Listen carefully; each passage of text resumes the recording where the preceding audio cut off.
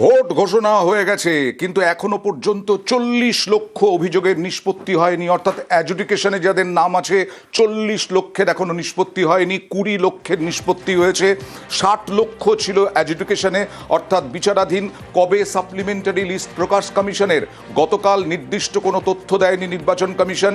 কি বলেছিলেন গতকাল জ্ঞানেশ কুমার, মুখ্য নির্বাচন কমিশনার, একবার দেখাবো।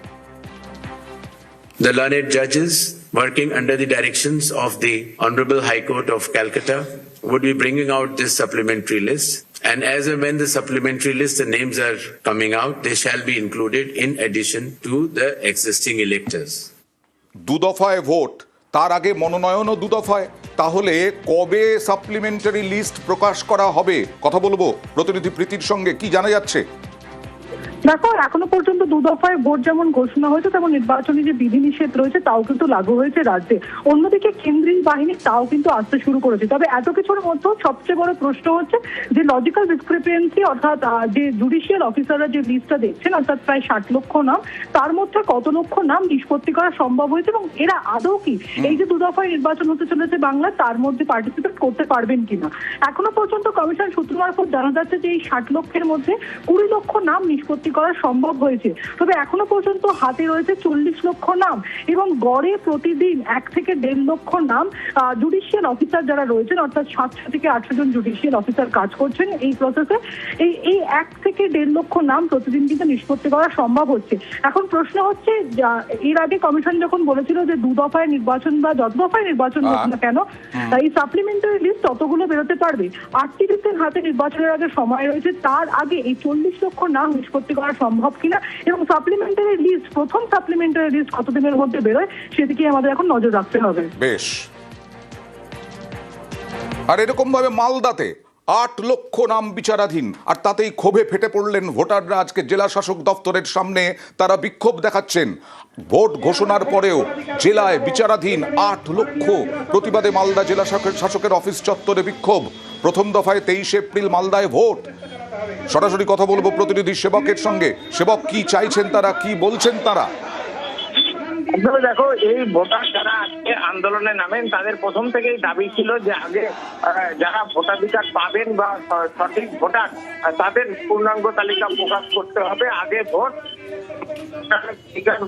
ভোট ঘোষণা। কিন্তু তারা দেখছেন যে ভোটার দিনক্ষণ ঘোষণা হয়ে গেছে। এটাই আজকে মালদা জেলা শাসকের চত্বরে সেখানে কয়েকশো মানুষ হাজির হন। তারা ক্ষোভ প্রকাশ করেন। তারা যেটা বলেন যে তাদের ভোটাধিকার এখনো সুরক্ষিত নয় বা নিশ্চিত নয়। এই অবস্থায় যেভাবে ভোট ঘোষণা করা হয়েছে তাতে তারা যেমন ভোটাধিকার নিয়ে দুশ্চিন্তায় রয়েছেন, একই সঙ্গে কেউ প্রার্থী হতে চাইলে সেও প্রার্থীও হতে পারবেন না।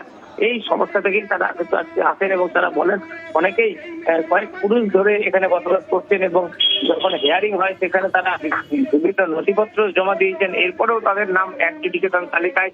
সব মিলিয়ে আমরা জানি মুর্শিদাবাদের পরে মালদায় এমন জেলা যেখানে 8 লক্ষ, দ্বিতীয় সর্বাধিক মানুষ অ্যাডজুডিকেশন তালিকায় রয়েছেন।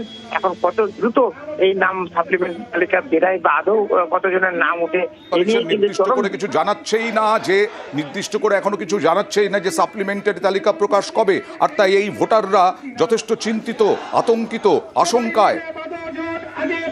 हम बंगाल में 74 के आए हुए हैं और मेरा वोट है, पहले कलकत्ता में था, अभी मालदा में है। अभी वो बोलते हैं कितनी सन से अपना प्रूफ दिए। हम 69 का प्रूफ दे दिया उसको, 10वीं क्लास का सर्टिफिकेट दिया है, तब भी हमारा वोट नहीं बन रहा अभी है। नहीं है, बनेगा कि नहीं बनेगा इसमें कोई ठीक नहीं है। इसलिए हम आए हैं अपना वोट के लिए, अपना वोट बनना चाहिए। এটা তো মালদার ছবি দেখলেন। এখানে 8 লক্ষ বিচারাধীন। আর কোচবিহারেও বিক্ষোভ, কারণ সাবেক ছিটমহলের বাসিন্দারা যথেষ্ট আতঙ্কে। সেখানে কয়েক হাজার এখনো অ্যাডজুডিকেশনে তাদের নিষ্পত্তি হয়নি। প্রথম দফায় 23 এপ্রিল এই কোচবিহারেও ভোট। আদৌ কি ভোট দিতে পারবেন বাসিন্দারা? কথা বলবো প্রতিনিধি শুভঙ্করের সঙ্গে। শুভঙ্কর, এখনো পর্যন্ত তো নির্দিষ্ট করে কিছু বলছেই না নির্বাচন কমিশন। এদিকে 2 দফায় ভোট, 23 এপ্রিল ভোট, কি বলছেন এরা? জানি রাখি 2015 সালের 31শে জুলাই ভারত ও বাংলাদেশের ছিটমহল বিনিময়ের পর কিন্তু এই যে বাংলাদেশের অভ্যন্তরে সাবেক ছিটের বাসিন্দারা ওরা নাগরিকত্ব পেয়েছে, ভোটাধিকার পেয়েছে, আধার কার্ড হয়েছে। তারপরে এই এসআইআর হওয়ার পরে দেখা যাচ্ছে যে এই ছিটমহলের বাসিন্দাদের প্রায় 9,000-এর বেশি সংখ্যক মানুষের নাম বিচারাধীন। ফলে তারা আতঙ্কিত হয়ে পড়েছে। এই যে সামনে ভোট ঘোষণা হয়ে গেছে, এখনো পর্যন্ত তাদেরকে যে কমিশনের তরফে সুস্পষ্ট কিছু আশ্বাস মিলছে না। আজ তারা কোচবিহার জেলা শাসকের দপ্তরে আসে, তারা সেখানে বিক্ষোভ দেখায় এবং জেলা প্রশাসনের কর্তাদের সঙ্গে দেখা করে, কিন্তু জেলা প্রশাসনের কর্তারা তাদের কাছে সুস্পষ্ট কিছু জানাতে পারেননি। ফলে তারা গোটা বিষয়টি নিয়ে আদালতের দ্বারস্থ হওয়ার পরিকল্পনা নিচ্ছে সাবেক ছিটমহলের বাসিন্দারা, এমনটাই জানিয়েছেন। আচ্ছা, আদালতে যেতে চাইছেন তারা, এই ছিটমহল আগের ছিটমহলের বাসিন্দারা তারা আদালতে যেতে চাইছেন। আমাদের যারা ভোটার রয়েছে প্রত্যেকের বিচারাধীন। 1005টা ভোটের মধ্যে 724টা ভোট বিচারাধীন। এটা কখনো মেনে নেওয়া যাচ্ছে না। কেন এত অত্যাচার হচ্ছে আমাদের উপর? প্রত্যেকটা ভোটে ভোট দিয়ে আসছি। বিধানসভার ভোটের আগে এসআইআর শুরু করলো, এসআইআর এর নামে আমাদেরকে সমস্ত ছিটমহলকে হয়রানি করা হচ্ছে। এই হয়রানির দায় সমস্তটা হলো ইলেকশন কমিশনার। আর এই যে লম্বা লাইন দেখছেন, এই লম্বা লাইন মুর্শিদাবাদে ভোটাধিকার ফিরে পেতে এই লাইনে দাঁড়িয়েছেন বহু মহিলা পুরুষ, যদিও মহিলাদের সংখ্যাই বেশি দেখা যাচ্ছে। ভোট ঘোষণার পরেও ভোটাধিকার নিয়ে সংশয়। 11 লক্ষ এডুকেশনে রয়েছে মুর্শিদাবাদে। কথা বলবো প্রতিনিধি প্রণবের সঙ্গে। এটা কোথায় লম্বা লাইন, কেন তারা দাঁড়িয়ে আছেন? এখানে কি ভোটাধিকার পাবেন এইভাবে লম্বা লাইন দাঁড়িয়ে?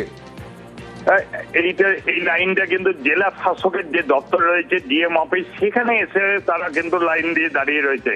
গতকালকেই তাদের যে সমস্ত তালিকায় মৃত বলে এসেছিল নামের তালিকায় যারা দিতে পারেনি, তাদের নাম উঠবে কি উঠবে না, জেলার বিভিন্ন প্রান্ত থেকে লোকজন এসে আতঙ্কে কিন্তু এইভাবে সকাল থেকে এসে লাইন দিচ্ছেন এবং যাতে তাদের নামগুলো তোলা হয় সেই আর্তি জানিয়ে, এবং তারা সমস্ত রকম তথ্য নিয়ে বিভিন্ন জায়গায় ঘুরে বেড়াচ্ছে যে তাদের অন্তত পক্ষে নামটা তোলা হোক। এবং আজকে সকালবেলাতে জেলা শাসকের দপ্তরে এসে কিন্তু এইভাবে লাইন দিয়েছে।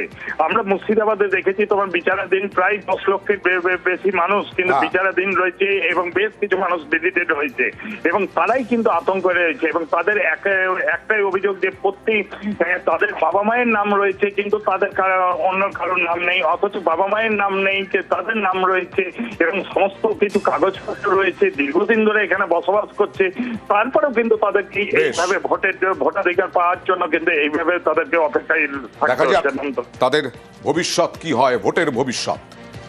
ভোটের জন্য এসে যে ভোটের তালিকায় নাম তোলার জন্য ডিলিট করে দিয়েছে। ভোট ওদের প্রয়োজন নাই, ওই জন্য নাম ডিলিট করে দিচ্ছে। যদি ভোট প্রয়োজন হতো তারা নাম দিয়ে দিত। সবারই আছে, নাম উঠে গেছে, শুধু আমার বাদে। বাবা মায়ের হয়তো ভোটার লিস্টের নাম নেই, ওই জন্য 2002 সালে নাম ছিল না আপনার। আমার বাবা মায়ের ছিল না, আর আমি তো 1998 জন্মই নিয়েছি। আমি তো 2000 কি করে 2002 সালে আমি ভোট দেবো? 21